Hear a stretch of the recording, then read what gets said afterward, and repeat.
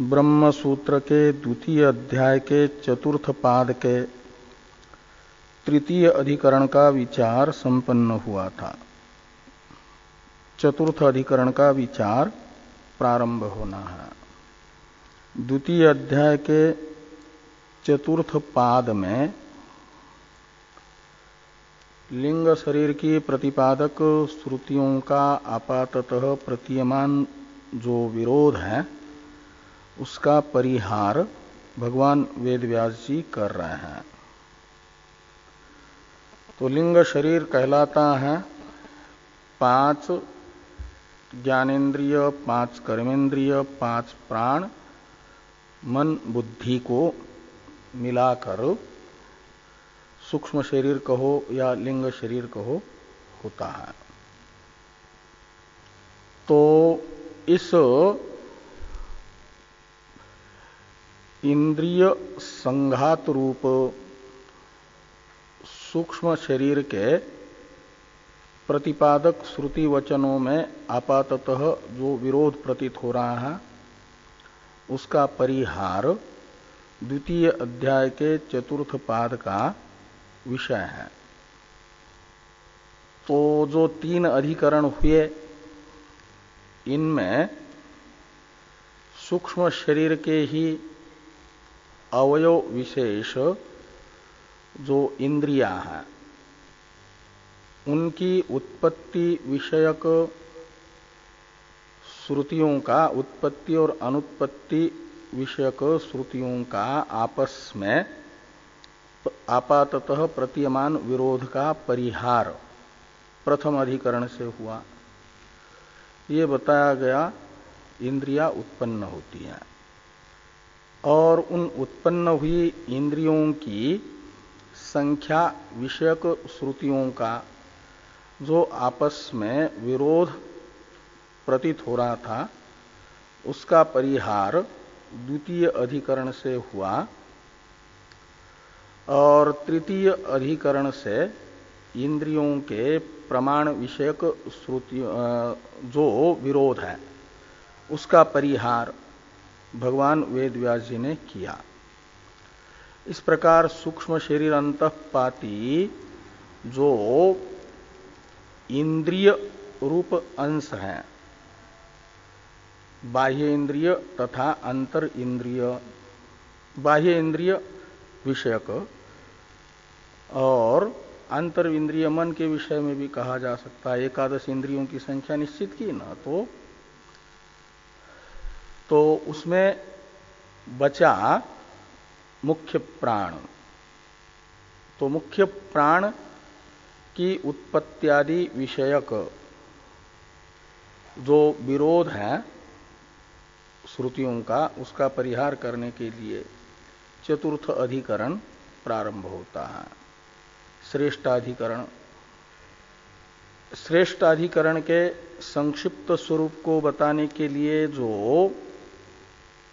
अधिकरण सारकार के द्वारा विरचित 2 श्लोक हैं, प्रथम उनका उच्चारण तथा अर्थानुसंधान हम लोग करेंगे, फिर अपनी परंपरा के अनुसार सूत्र एवं भाष्य तथा टीका का अर्थानुसंधान होगा। तो पहले इन दोनों श्लोकों का उच्चारण किया जाए। मुख्य प्राण स्यादनादिर जायते वा न जायते आनीदिति प्राणचेष्टा प्राक् सृष्टे श्रूयते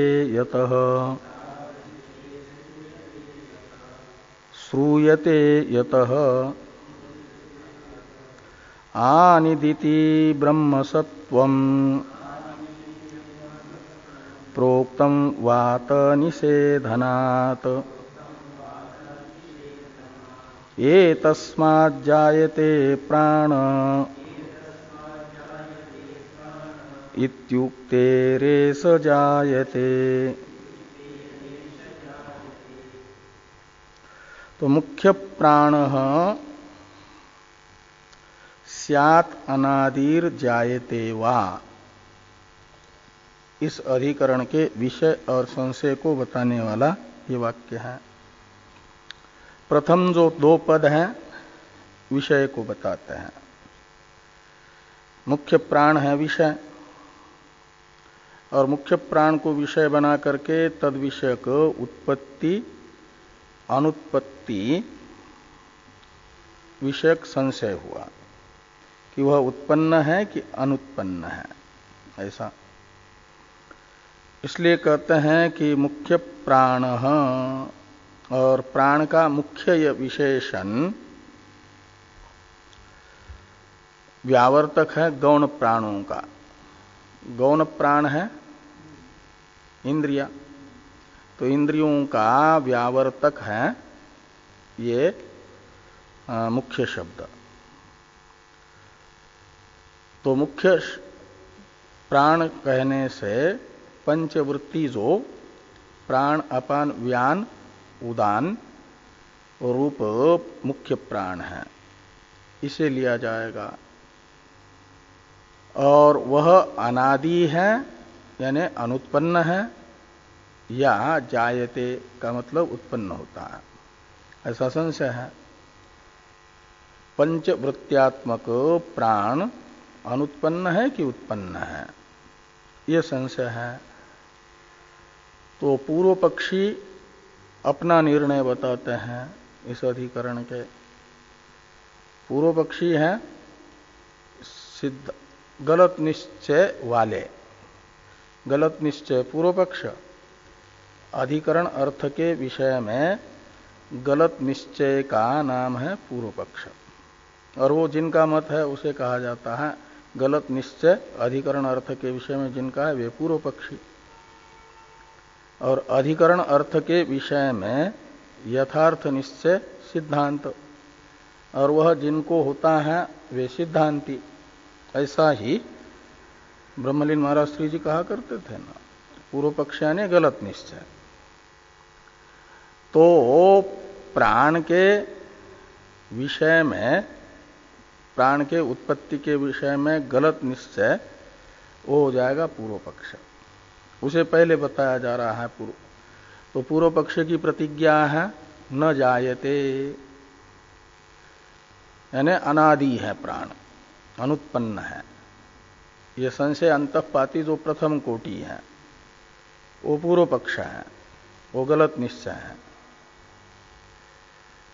प्राण उत्पन्न नहीं होता है, न जायते, ये पूर्व पक्ष का निश्चय है।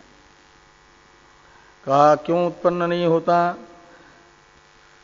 तो कहते इसलिए कि सृष्टि से पहले प्राण के व्यापार का वर्णन श्रुति में आता है। तो यदि प्राण न हो व्यापारी, तो व्यापार कौन करेगा फिर?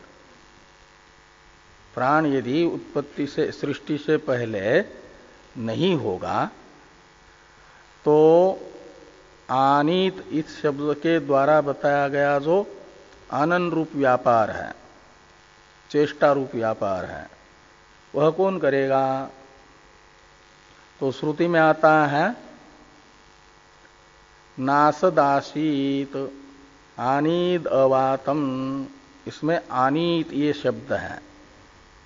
आनीत शब्द बनता है अन प्राणने धातु से, लुंग लकार का रूप है, आशीत जैसा होता है, अस धातु का, ऐसे आनीत का मतलब प्राणन चेष्टा थी, यह अर्थ निकलता है आनीत। तो आनीत इस शब्द का प्रयोग है प्रलय काल में। अभी यानी पूर्वकल्प का प्रलय हुआ, अभी ये सृष्टि हुई नहीं, तो उस समय इस सृष्टि से पहले, इस कल्प की सृष्टि से पहले का वर्णन है वहां, और कहा जा रहा है कि आनीत।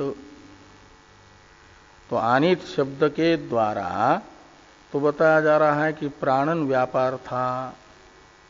तो प्राणन रूप जो व्यापार है वह बिना व्यापारी के संभव नहीं है। व्यापार कहते क्रिया को, तो क्रिया तो बिना क्रियावान के कैसे होगी? और ये प्राणन रूप क्रिया है, प्राण का धर्म। इसलिए आनित शब्द का जो सृष्टि से पहले श्रुति में वर्णन है प्राणन का, वह यह बता रहा है कि आनन क्रिया जिसकी होती है वह सृष्टि से पहले है। इस अभिप्राय से जब सृष्टि से पहले से ही आनन क्रिया विद्यमान है, आनन रूप व्यापार, तो आनन रूप व्यापार करता प्राण भी उत्पत्ति से पहले ही जगत के विद्यमान है, ये कहना पड़ेगा। और जो सृष्टि से पहले से है उसे अनादि कहा जाएगा, अनुत्पन्न कहा जाएगा। इसलिए प्राण उत्पन्न नहीं होता, ये पूर्व पक्षी कह रहे हैं कि न जायते। ये पूर्व पक्षी की प्रतिज्ञा हुई प्रथम श्लोक के पूर्वार्ध में, जो अंतिम दो पद है पूर्व पक्ष की प्रतिज्ञा है, मुख्य प्राण न जायते ऐसी। और हेतु बताने वाला वाक्य है यतः आनिद इति प्राण चेष्टा सृष्टि प्राक श्रूयते, ऐसा अन्वय कर लो। यतः का अर्थ है क्योंकि सृष्टि से पहले प्राण का व्यापार, चेष्टा कहते व्यापार को, श्रूयते का अर्थ है श्रुति में सुना जा रहा है, यानी श्रुति से ज्ञात हो रहा है। कल्प के प्रारंभ से पहले ही प्राण का व्यापार श्रुति में प्रतिपादित है, ज्ञापित है, सुना जा रहा है। जिस कारण से, उस कारण से हम कह रहे हैं कि प्राणो न जायते। तो कहां पर? तो आनित शब्द से, इसलिए कहते आनित इति, यानी आनित इस पद का प्रयोग सृष्टि से पहले वाली स्थिति को बताने के लिए श्रुति ने किया है।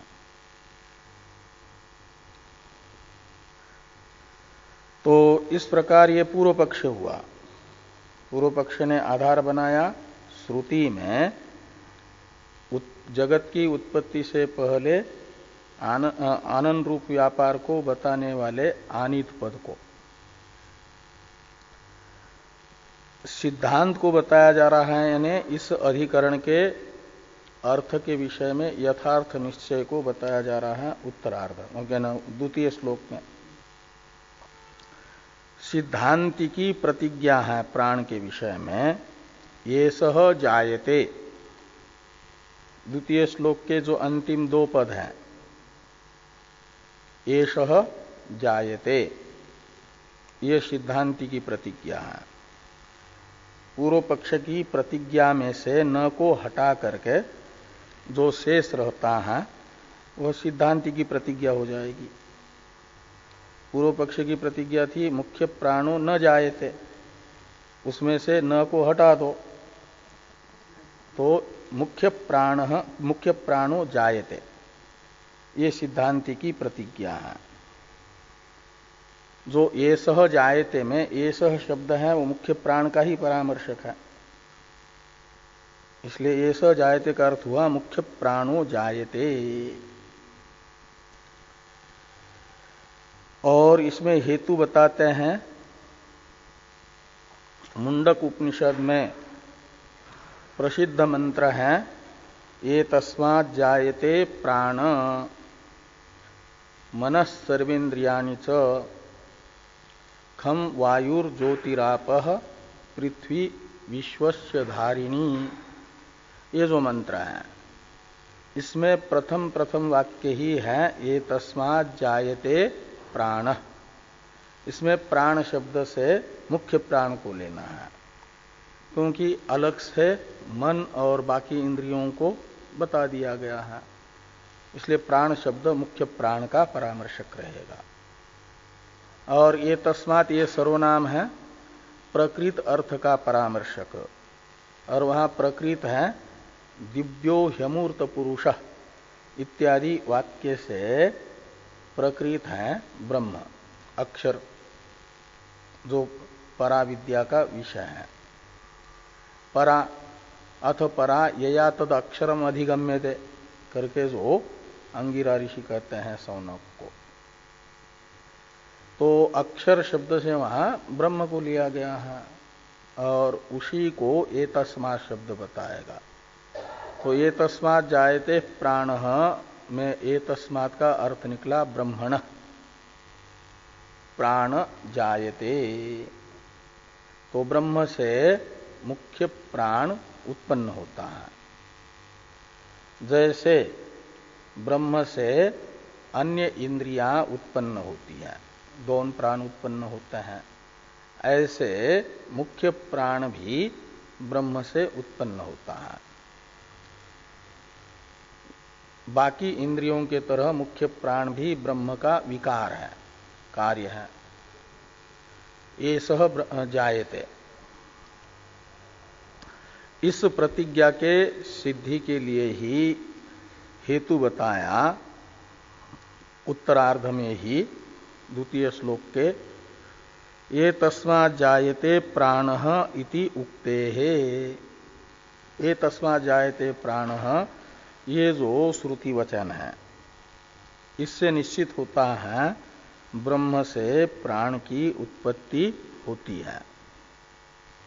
तो कहा फिर यदि प्राण उत्पन्न होता है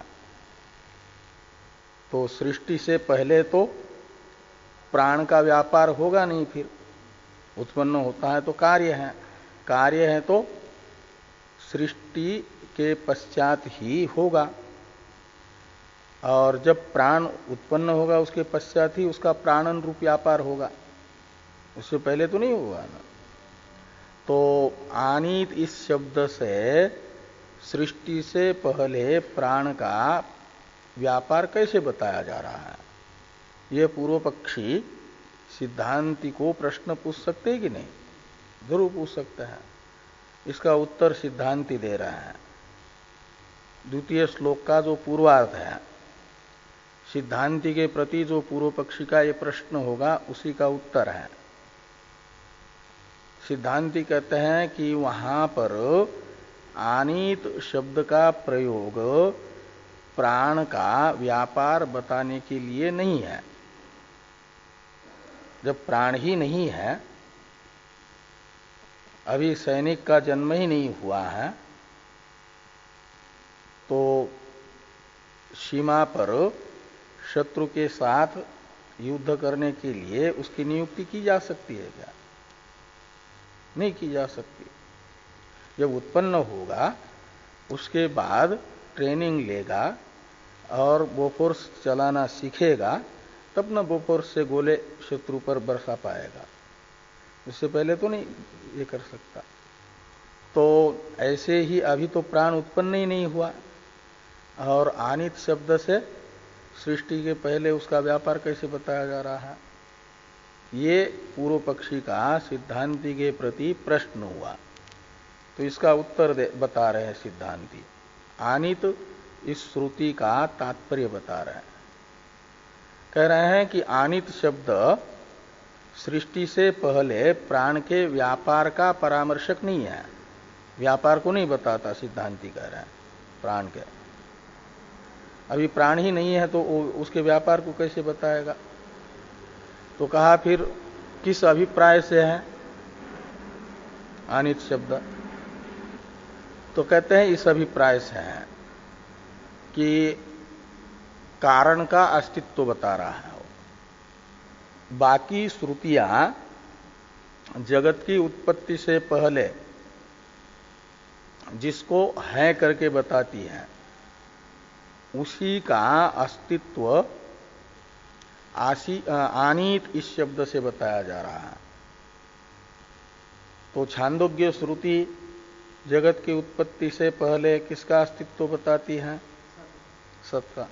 सदैव सौम्य इदमग्र आसीत, यह श्रुति सृष्टि से पहले जगत का विवर्त उपादान कारण जो सत शब्दित है उसका अस्तित्व बता रही है। तो आनित शब्द भी जगत के विवर्त उपादान कारण के ही अस्तित्व का परामर्शक है। आनित शब्द से भी अन्य श्रुति जिस जगत कारण के अस्तित्व को बताती है उसी जगत कारण के अस्तित्व का परामर्शक है। आनित शब्द बता रहा है कि आशित था जगत का कारण, नाम रूप से अनभिव्यक्त जगत का कारण है करके बताया जाएगा आनित शब्द से, प्राण के व्यापार को नहीं। तो कहा यह आपको कैसे ज्ञात हुआ कि आनित शब्द जगत के कारण सत के अस्तित्व का परामर्शक है, सत की सत्ता बताता है, न कि प्राण के व्यापार को। प्रसिद्ध अर्थ तो अन धातु का प्राण की चेष्टा ही है, उसको छोड़ करके जगत के कारण का अस्तित्व बता रहा है। ये प्रसिद्ध अर्थ छोड़ करके कारण अस्तित्व का परामर्शक आनित शब्द को कैसे मान रहे हैं आप? इसके लिए कोई ना कोई हेतु होना चाहिए ना। ये पूर्व पक्षी ने हेतु पूछा तो हेतु बताते हैं सिद्धांति की वहीं पर जो वाक्य शेष है अवातम, आनीद अवातम ऐसा है, आनीद अवातम, आनित अवातम। तो अवातम से बताया जा रहा है कि वात रहित वह वस्तु है। वात का अर्थ है वायु। हाँ,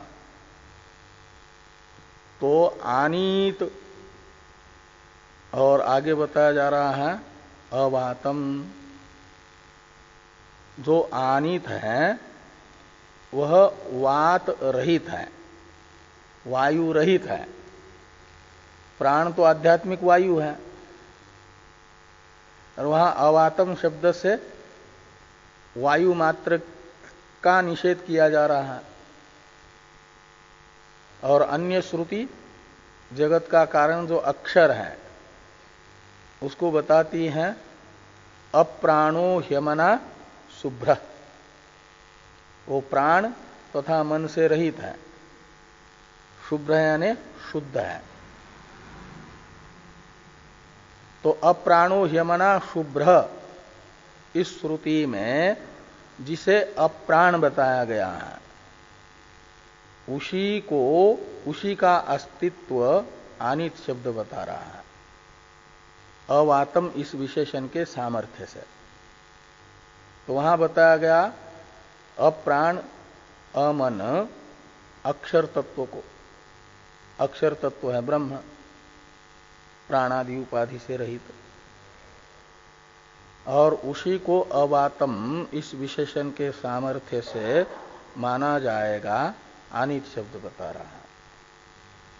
यही यहां पूर्वार्ध में कहते हैं कि आनीद इति ब्रह्म सत्वम प्रोक्तम। वहां पर आनीद अवातम इस श्रुति में आनीत इस शब्द से जगत के विवर्त उपादान कारण ब्रह्म के सत्व को कहा गया है। वह ब्रह्म के अस्तित्व का परामर्शक है। उत्पत्ति से पहले ब्रह्म तो है ही है, क्योंकि अन्य श्रुति यही बताती है सदैव सौम्य इदम अग्र आसीत् इत्यादि। वो पहले उत्पत्ति से पहले ब्रह्म है करके। प्राण को नहीं कहा जा रहा है, ब्रह्म को कहा जा रहा है, कैसे ज्ञात हुआ? तो कहते अवातम इस शब्द से वात निषेधनात्, वात निषेधनात् का अर्थ है वात का निषेध होने से।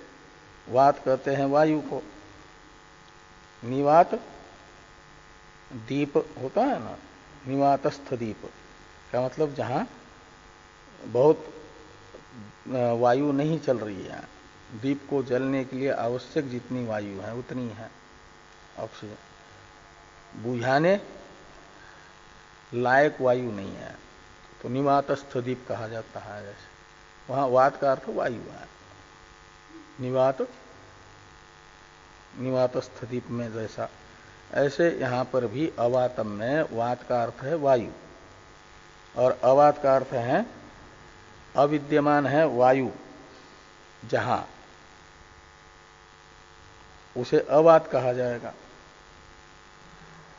तो अन्य श्रुति भी कह रही है ना कि आध्यात्मिक वायु जो प्राण है वह जगत की उत्पत्ति से पहले जगत के कारण में नहीं है, अप्राण है वो। अप्राण कहो और अवात कहो, एक अभिप्राय निकलेगा।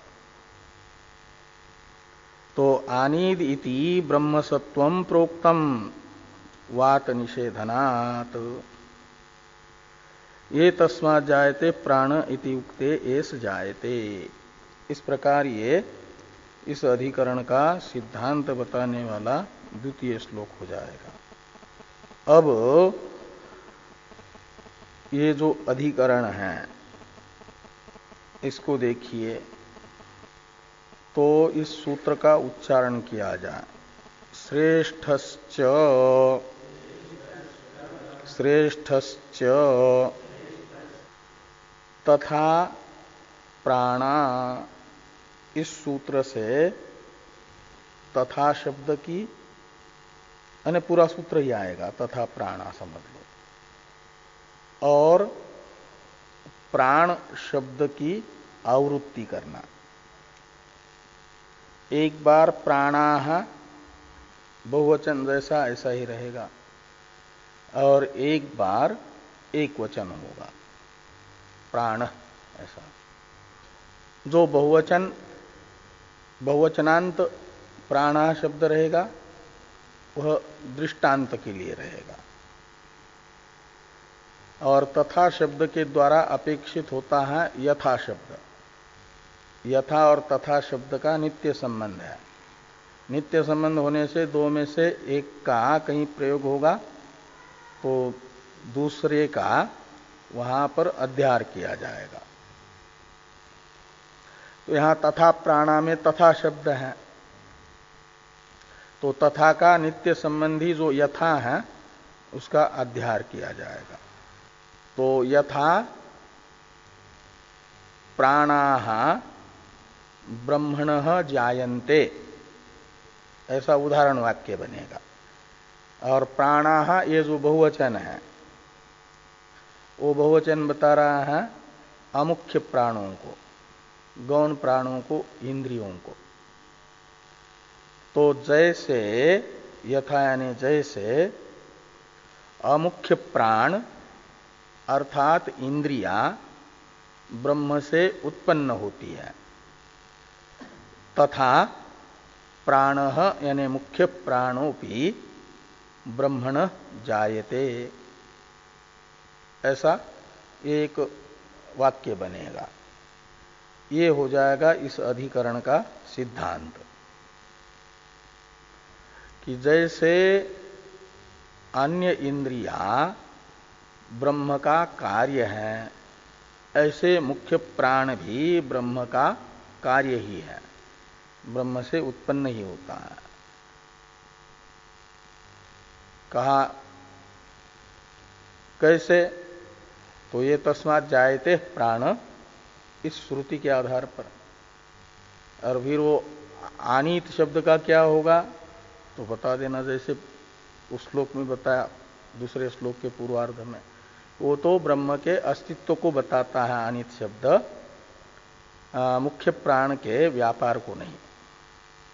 क्यों मुख्य प्राण के व्यापार को नहीं बता रहा है? तो अवातम, इस वाक्य शेष के द्वारा वायु का उस अवस्था में निषेध होने से अवात तत्व को बता रहा है, यानी वायु रहित तत्व को बता रहा है। आनीत अवातम ये वाक्य तो वायु रहित तत्व है अप्राणो ह्यमना शुभ्र, इस श्रुति के द्वारा बताया गया अक्षर शब्दित ब्रह्म, जगत का विवर्त उपादान, उसे बताया जा रहा है। तो इस प्रकार ये सूत्रार्थ हो जाएगा। और बीच में अभी सूत्र के शब्दों को तो छुआ ही नहीं, तो श्रेष्ठश्च साथ में जोड़ देना कि ये जो मुख्य प्राण है यह अमुख्य प्राणों के दृष्टि में श्रेष्ठ है। मुख्य प्राण अमुख्य प्राण जो वागादि हैं उनकी अपेक्षा श्रेष्ठ है। कैसे श्रेष्ठ है? तो प्राण संवाद में बताया गया मुख्य प्राण को प्राण की उपासना में, प्राण की उपासना का जो प्रकरण है, तो उपासना के लिए प्राण में गुण बताए गए, ज्येष्ठत्व श्रेष्ठत्व, ज्येष्ठश्च श्रेष्ठश्च। ये मुख्य प्राण जो उपास्य है वो ज्येष्ठ और श्रेष्ठ है का मतलब वागादि की अपेक्षा ज्येष्ठ है। ज्येष्ठत्व उसमें है गर्भ में, गर्भाधान से लेकर के प्राण की वृत्ति शुरू हो जाती है, प्राण को वृत्ति लाभ हो जाता है। बाकी इंद्रियों को तो वृत्ति लाभ होता है श्रोत्रादि को जब उनकी गोलक रूप जो कर्ण सस्कुल्यादियां हैं वे बनती है। उसके बाद फिर श्रोत्रादि अमुख्य प्राणों को वृत्ति लाभ होता है। और मुख्य प्राण को वृत्ति लाभ तो जैसे ही गर्भाधान हुआ तब से शुरू हो जाता है। इसलिए इसमें ज्येष्ठत्व है, प्रथम वृत्ति लाभ होना रूप। और वृत्ति लाभ का अर्थ है कार्य प्रारंभ करना। प्राण का कार्य प्रारंभ हो जाता है वृत्ति लाभ के साथ ही, क्या नाम हो, गर्भाधान के साथ ही। और इसलिए ज्येष्ठत्व है मुख्य प्राण में। और श्रेष्ठत्व इसलिए है कि बाकी इंद्रियों के बिना शरीर जीवित रह सकता है, और लेकिन प्राण बाकी सब रहे, एकादश इंद्रिया, और प्राण निकल जाए तो एक क्षण के लिए भी जीवित नहीं रह सकता। इस स्थूल शरीर में वाघ आदि का अस्तित्व नहीं रह सकता। इसलिए वाघ आदि स्वयं मुख्य प्राण को प्राण संवाद में कहती है न शक्षाम जीवितुम त्वदृते, का मतलब तुम्हारे बिना हम जी नहीं सकते, इस स्थूल शरीर में रह नहीं सकते। तो स्थूल शरीर में वागादि के अस्तित्व का हेतु है मुख्य प्राण, जीवित रखता है। जो जीवित रखे उसको श्रेष्ठ कहा जाता है, ये श्रेष्ठता है। तो ये जो वागादि हैं इनकी अपेक्षा मुख्य प्राण श्रेष्ठ है। ये श्रेष्ठ इस सूत्र से बताया जा रहा है। तो भाष्य में इस सूत्र के अर्थ को देखा जाए। मुख्यश्च प्राण इतर प्राणवत ब्रह्म विकार इति अतिदिशति। श्रेष्ठश्च इस अधिकरण में भगवान वेद व्यास जी अतिदेश करते हैं। अतिदिशति का करता है भगवान सूत्रकार। अतिदिशति क्रियापद है ना, कर्ता कौन होगा? सूत्रकार। भगवान वेद व्यास जी अतिदेश करते हैं। अतिदेश कहा जाता है सादृश्य को, समानता को। तो समानता बताते हैं, अतिदिशति का अर्थ है गौण प्राणों की समानता मुख्य प्राण में बताते हैं। अतिदिशति का अर्थ निकलेगा भगवान वेद व्यास जी गौण प्राणों की समानता मुख्य प्राण में बताते हैं इस अधिकरण से। क्या समानता बताई गौण प्राणों की मुख्य प्राण में? तो ये कहा कि जैसे गौण प्राण ब्रह्म के विकार है, ब्रह्म विकारत्व जैसे गौण प्राणों में है, ऐसे मुख्य प्राण में भी ब्रह्म विकारत्व है।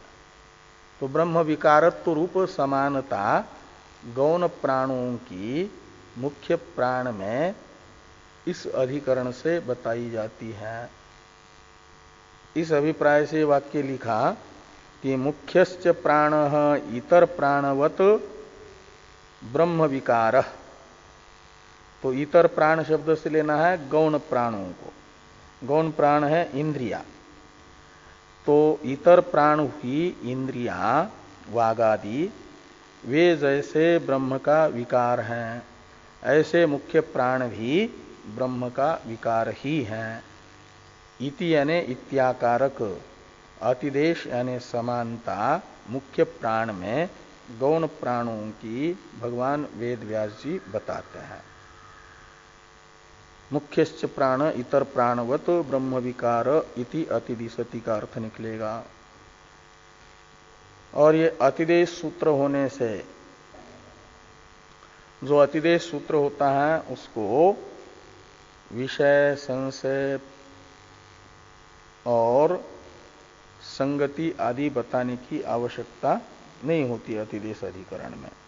ये टीकाकार लिखते हैं कि अतिदेशत्वात् न संगत्यादि अपेक्षा, ये श्रेष्ठश्च अधिकरण अतिदेशात्मक होने से यानी तथा प्राणा इस अधिकरण में बताए गए अर्थ का सादृश्य बताने वाला होने से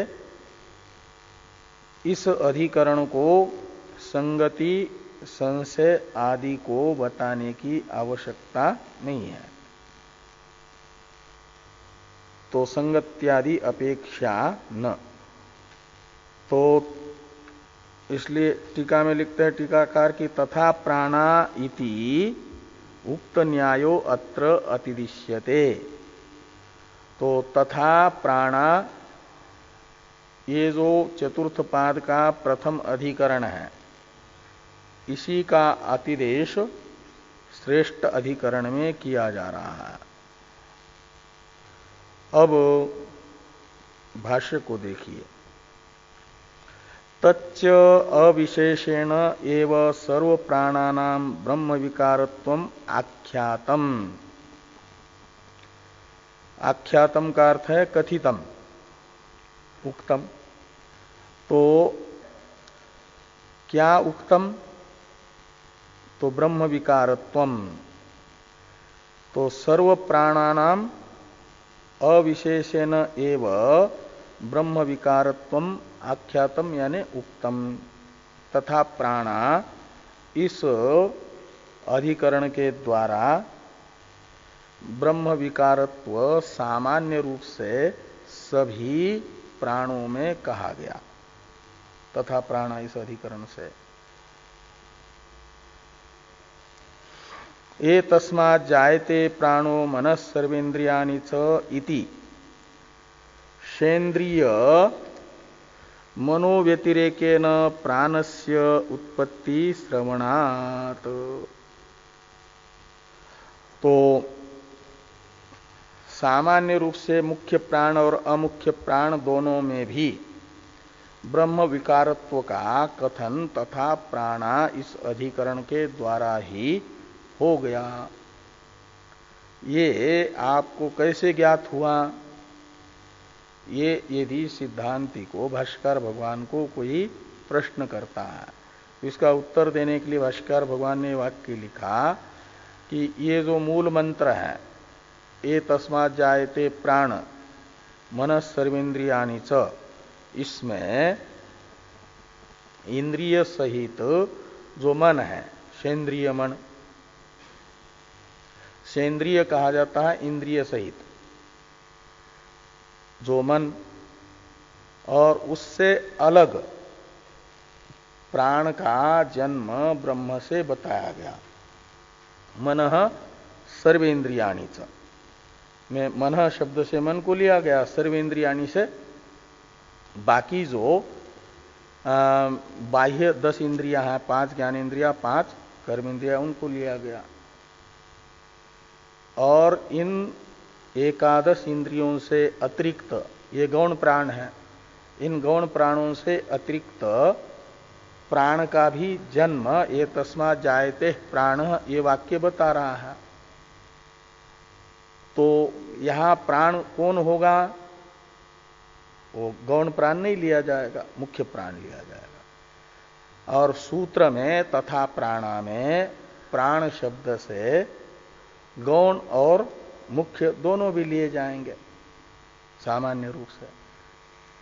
मन सर्वेंद्रियाणी च शब्द से कहे गए गौण प्राण भी, और प्राण शब्द से मूल मंत्र में कहा गया मुख्य प्राण भी, तथा प्राणा में प्राण शब्द से लिए गए।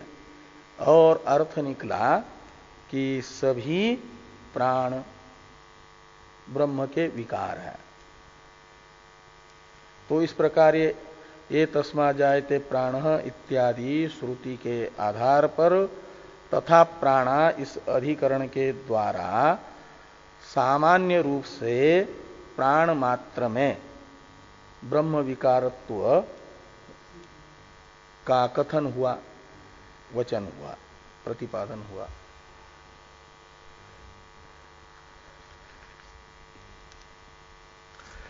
तो इति सेन्द्रिय मनो व्यतिरेकेन प्राणस्य उत्पत्ति श्रवणात्। तो स प्राणम असृजत, ये प्रश्नोपनिषद है। 16 कलाएं बताइए ना वहां पर, प्राण, श्रद्धा आदि 16 कलाएं बताइए हैं 16 कल पुरुष का वर्णन करते समय। उसमें सबसे प्रथम कला है प्राण। तो स यानी वो परमात्मा ने, ईश्वर ने प्राण को बनाया, फिर प्राण से श्रद्धा को, श्रद्धा से आकाश आदि को, ये सब आता है। 16 कलाएं वहां पर। तो इत्यादि श्रवणेभ्यश्च, इन श्रवणों से भी, यानी श्रुति वचन, श्रवण है श्रुति वचन का परामर्शक शब्द, तो इन श्रुति वचनों से भी प्राण ब्रह्म का विकार है, यह अर्थ निश्चित होता है। स शब्द ब्रह्म का परामर्शक है। ब्रह्म ने प्राण को उत्पन्न किया, असृजत का अर्थ है।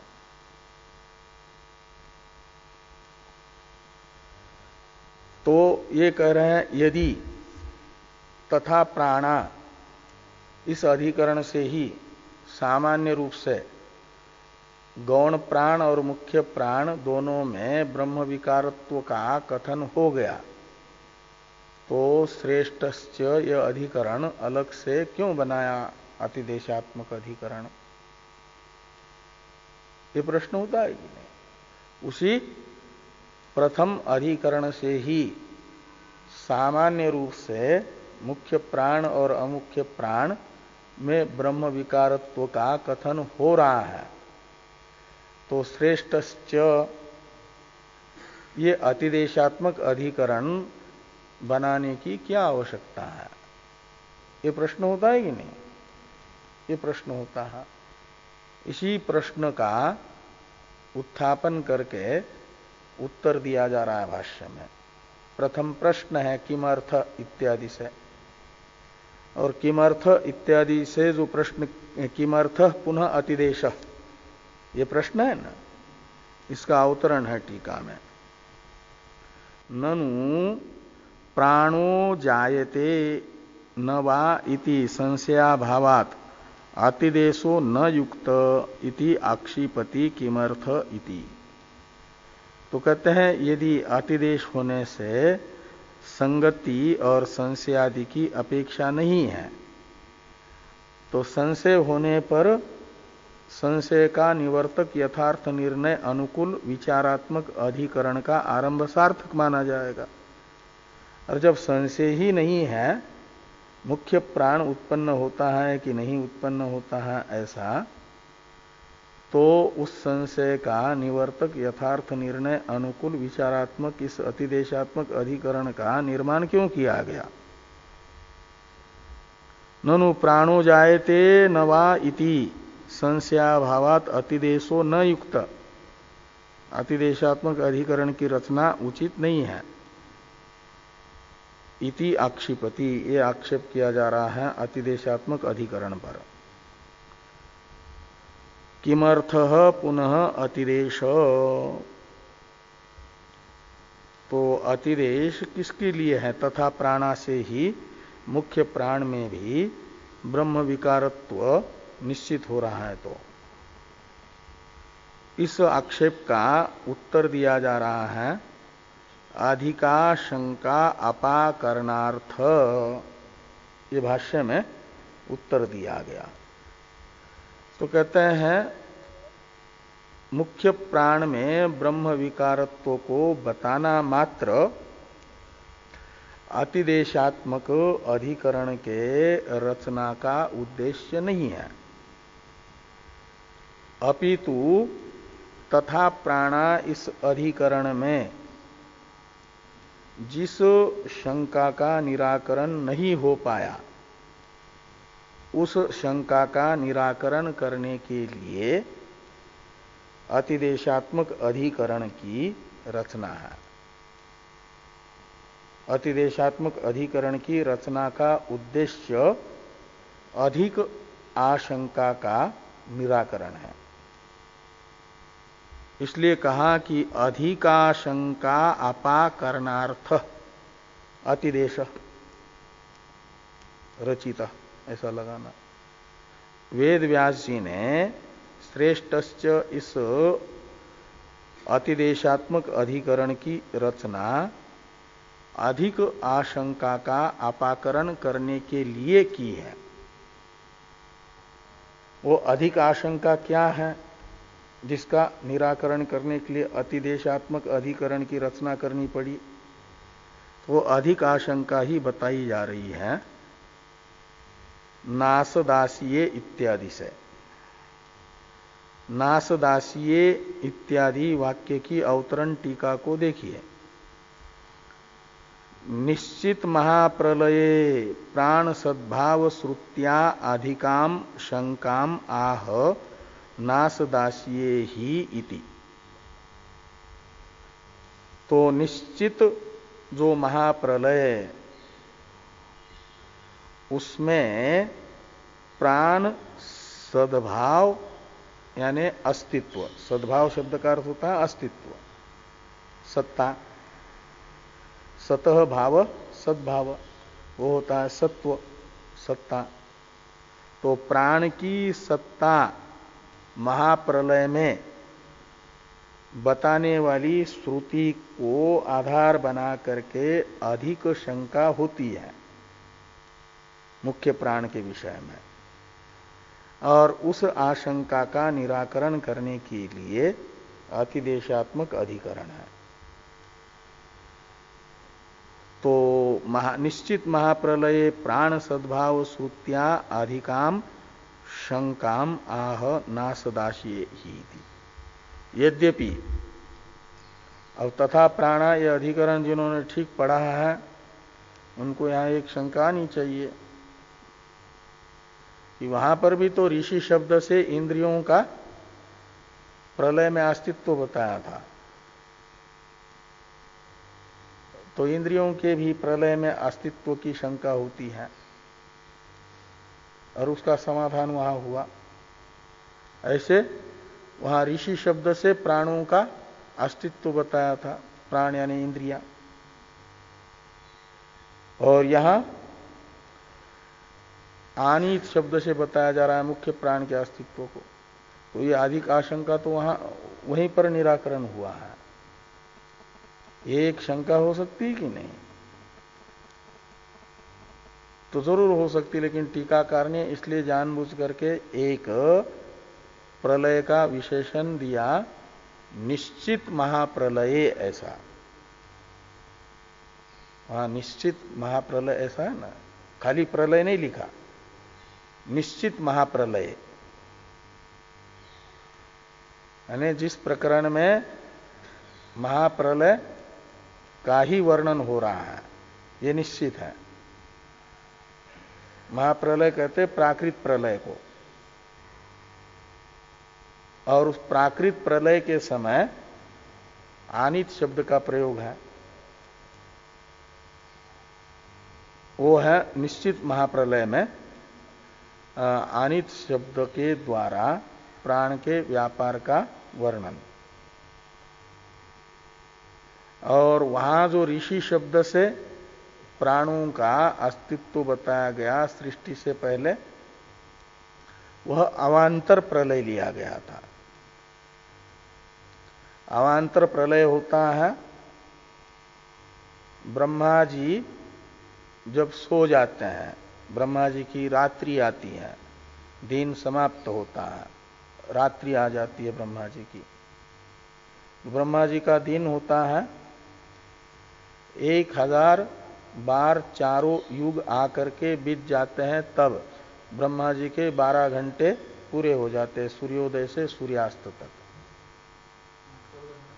हाँ, 14 मनवंतर आकर के चले जाते हैं।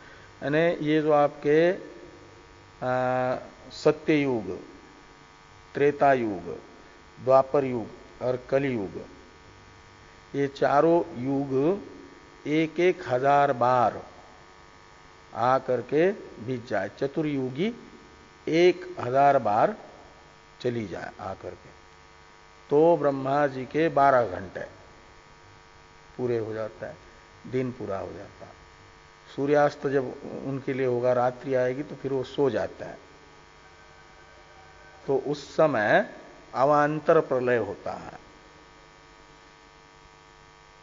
और वो कब तक सोते हैं? इतने ही समय तक सोते हैं, उनकी रात्रि भी उतनी होती है जितना दिन है। तो वो सोते हैं तो चारों युग 1000 बार आकर के बीत जाए, उतने समय तक वो सोते रहता है, तो मतलब अवांतर प्रलय होता है उतने समय तक। और फिर जग जाते हैं, तो फिर जो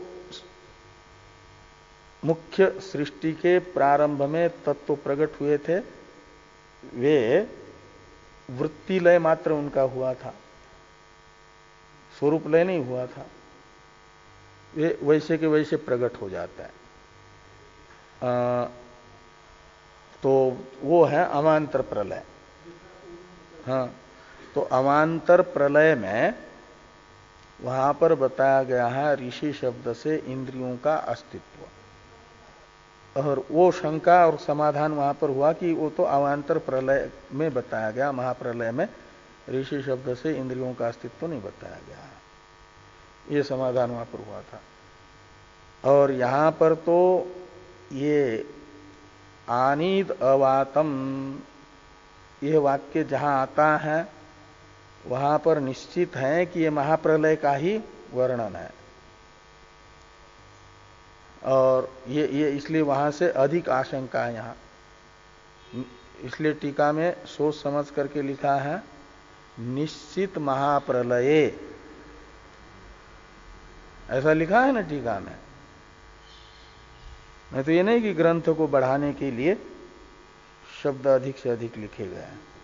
हाँ, निश्चित ये विशेषण देना बहुत जरूरी है, तभी अधिक आशंका होती है। तो निश्चित महाप्रलये प्राण सद्भाव श्रुत्या अधिकाम शंकाम आहो। तो आगे बताया जा रहा है नास दासिये ही ब्रह्म प्रधाने सूक्ते इत्यादि से। इस पर चर्चा हम लोग कल करेंगे।